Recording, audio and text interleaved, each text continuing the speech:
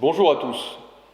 Je m'adresse à vous ce matin pour vous présenter ce que signifie pour notre département du Gers l'état d'urgence sanitaire qui est entré en vigueur aujourd'hui dans toute la France.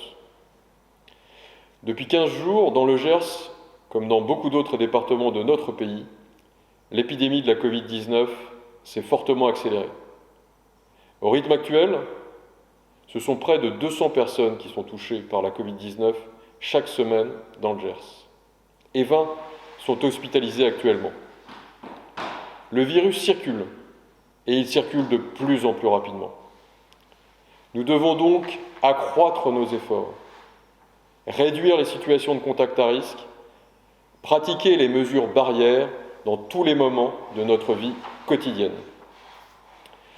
Cela passe d'abord par la limitation des groupes à 6 personnes et non plus 10. Dans les salles de cinéma et de spectacle, dans les gradins des stades, dans les établissements cultuels, à une table de restaurant et aussi sur la voie publique et dans les lieux ouverts au public. Sur la voie publique, cette limitation des groupes à 6 personnes ne concerne pas les manifestations revendicatives ou encore les visites guidées. Il est également recommandé fortement de limiter à 6 les contacts dans la sphère privée, par exemple lors de rencontres entre amis à domicile. Prévenir la diffusion du virus, cela passe aussi par l'interdiction des rassemblements festifs ou privés, dans les salles des fêtes, les salles polyvalentes ou encore sous les chapiteaux ou les tentes. Des événements ont été programmés ce samedi et dimanche, ils pourront se tenir. L'interdiction ne s'applique qu'à compter du lundi 19 octobre. Pratiquer les mesures barrières, c'est suivre 4 principes simples qui sont applicables aujourd'hui. D'abord, le port du masque dans tous les établissements pour les personnes de 11 ans et plus, sauf situation particulière. Dans le Gers, le port du masque est aussi obligatoire autour des établissements d'enseignement, des centres de loisirs et dans les marchés. Deuxième principe pour pratiquer les mesures barrières. Là où des boissons ou des produits alimentaires sont proposés à la consommation, la règle, c'est d'être assis. Debout, nous portons le masque. Dans les restaurants et les bars, un cahier de rappel doit être renseigné par les clients.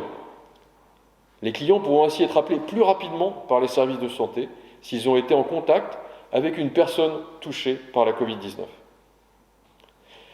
Troisième principe pour pratiquer les gestes barrières, dans les établissements où nous nous sommes amenés à nous déplacer, par exemple les musées ou les commerces, il doit y avoir 4 mètres carrés par personne accueillie.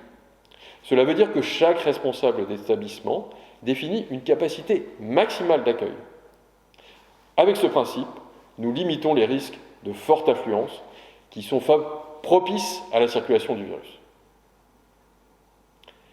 Quatrième principe, pour la bonne pratique des gestes barrières, dans les établissements où nous sommes assis, pour voir un film, assister à un spectacle ou participer à d'autres types de manifestations, nous laissons un siège vide entre chaque personne ou entre chaque groupe de 6 personnes.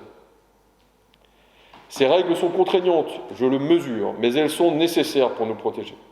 Car, et vous le constatez chaque jour, le virus ne touche pas que les plus fragiles d'entre nous. Nous sommes tous concernés.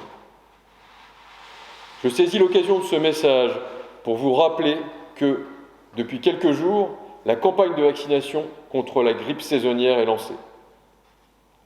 Cette année, en nous vaccinant contre la grippe, nous agissons pour préserver les capacités de notre système de santé, à accueillir les patients victimes de la Covid-19, mais aussi à accueillir tous les autres patients.